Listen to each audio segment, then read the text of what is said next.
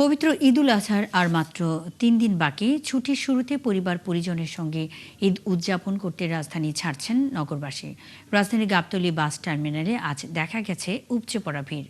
সেখানে আছেন সহকর্মী ইমতিয়াজ সনি। আমরা বাকি তথ্য জেনে নেব তার কাছ থেকে। সনি, কেমন ভিড় দেখছেন আজ? কি বলছেন যাত্রীরা, পরিবহন মালিকরা কি বলছেন?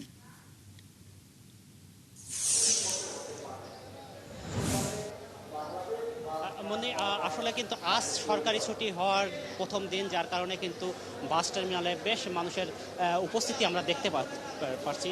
আমরা এখানে পরিবহন সংশ্লিষ্টদের সাথে কথা বলেছি, তারা যেমনটি আমাদেরকে জানিয়েছেন যে মূলত আজকে দুপুর থেকে মূলত উপচে পড়া যে ভিড়টা সেটা হয়তো দেখা যেতে পারে। এখন কিন্তু সেই উপচে পড়া ভিড় নাই, তবে হচ্ছে মানুষের চাপ আছে।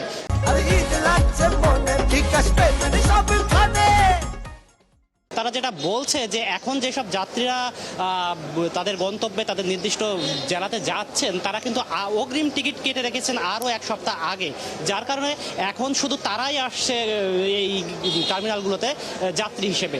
আর যারা হচ্ছে বিচ্ছিন্নভাবে তারা আগে থেকে টিকিট কাটেনি কিংবা এখন হঠাৎ করে বাড়িতে যাচ্ছে, তারা কিন্তু বিভিন্ন রাস্তার ওই পাশে, অর্থাৎ সেই সব গাড়িতে, যেসব লোকাল গাড়ি সেই সব গাড়ি থেকে তারা তাদের গন্তব্যে উদ্দেশ্যে রওনা দিয়েছেন।